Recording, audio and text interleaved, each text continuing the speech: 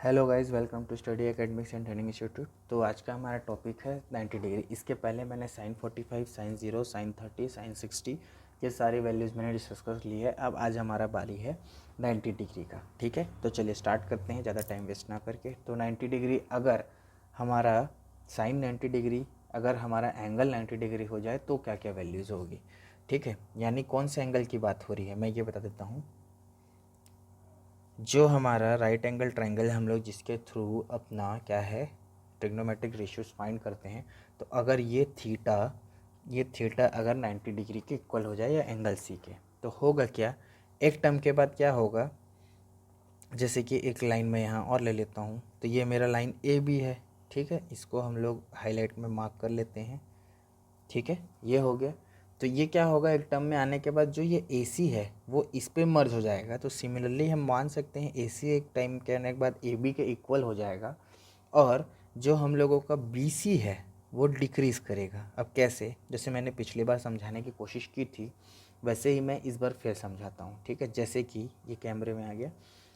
ठीक है, ये हमारा एक लाइन हो गया।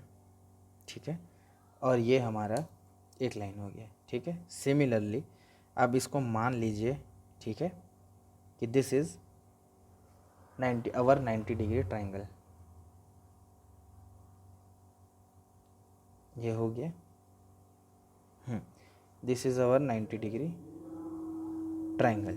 ठीक है, जिसमें ये हमारा यहाँ पे ए है, यहाँ पे इस पॉइंट पे बी है, और इस पॉइंट पे सी है, और ये एंगल हमारा थीटा है या एंगल सी है।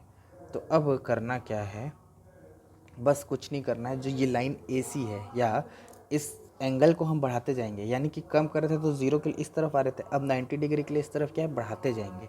तो ये कुछ इस तरीके से ना बढ़ते बढ़ते बढ़ते, जैसे कि नीचे का मैं आपको दिखाऊं यहाँ से।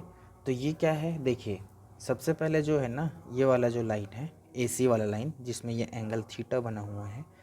ठीक है, तो ये पहले इस इंटरवल पे था। ठीक है, उसके बाद जब मैं डिक्रीज़ करूँगा तो ये इस इंटरवल पे होगा। तो हो क्या रहा है कि BC जो है हमारा डिक्रीज़ कर रहा है। ठीक है, वैसे ही करते करते करते करते क्या हो जाएगा, ये जो है पूरा का पूरा जब 90 डिग्री पे आ जाएगा, ठीक है, इस तरीके से वो क्या है 90 डिग्री पे आ जाएगा। यानी कि ये जो है हमारा, ठीक है, ये जो हमारा एंगल बना रहा था, ठीक है, ये वाला एंगल, ये आते आते आते आते क्या हो जाएगा, एक टाइम में ऐसे पूरा आते आते आते यहाँ पे आके वो क्या हो जाएगा, इस पॉइंट यानी बी पॉइंट से सिमिलर हो जाएगा। यानी कि हमारा एंगल इंक्रीज होता जाएगा, यानी कि हमारा जो एंगल है 90 डिग्री के लिए इस तरफ जाएगा। ठीक है ना, तो या तो आप बोल सकते हो ये इसके पैरेलल हो जाएगा। ठीक है, मतलब वही है कि ये जो फिक्स पॉइंट है ऊपर वर्टाइसेस, तो ये इस तरीके से हम लोगों का एंगल 90 डिग्री में आ जाएगा।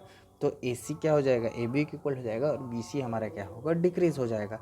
तो एक टाइम आने के बाद ये गायब हो जाएगा और ये भी गायब हो जाएगा। ठीक है, तो बस अब करना कुछ नहीं है, हमारे पास जो चीज़ें हैं वो आ गई। हम लोगों को जो मेरे को समझाना था कम से कम मैंने कोशिश किया। तो A C is equal to A B, और बी सी एक टाइम के बाद आके ज़ीरो मान लो हो जाएगा। ठीक है, तो चलिए स्टार्ट करते हैं। सबसे पहले मैं ले लेता हूँ यहाँ पे अपना साइन 90 डिग्री।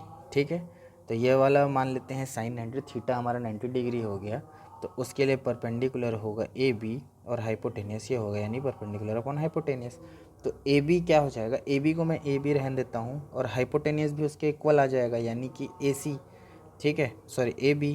तो A B is equal to A C हो गया, तो मैं इसको भी ए बी लिख लेता हूँ।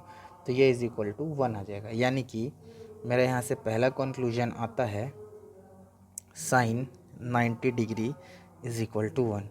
सेकेंड कंक्लूजन अब निकालते हैं। ठीक है, कॉस 90, तो कॉस 90 होता है बेस अपॉन हाइपोटेनियस। तो मेरा बेस हो जाएगा बी सी, और हाइपोटेनियस हो जाएगा मेरा ए सी। ठीक है, तो बी सी तो मेरा ज़ीरो हो गया, और फिर मतलब ही क्या है, नीचे का अगर हाइपोटेनियस की कोई भी वैल्यू हम उससे क्या करते हैं, ज़ीरो। तो मेरा कॉस 90 डिग्री आ गया ज़ीरो। नेक्स्ट टेन 90 हो जाएगा अपना sine 90 degree upon cos 90 degree. ठीक है, तो साइन 90 हो जाएगा 1 और कॉस 90 ज़ीरो। तो अपना टेन 90 क्या हो जाएगा, नॉट डिफाइंड, क्योंकि ज़ीरो नीचे आ गया, नॉट डिफाइंड।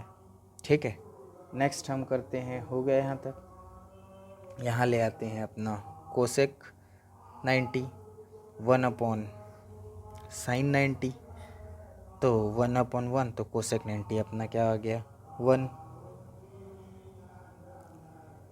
हो गया। उसके बाद सेक 90 1/cos90, अगर नीचे में 0 आ रहा है तो ये भी नॉट डिफाइंड, तो पांचवा हमारा sec 90 not defined. And last cot 90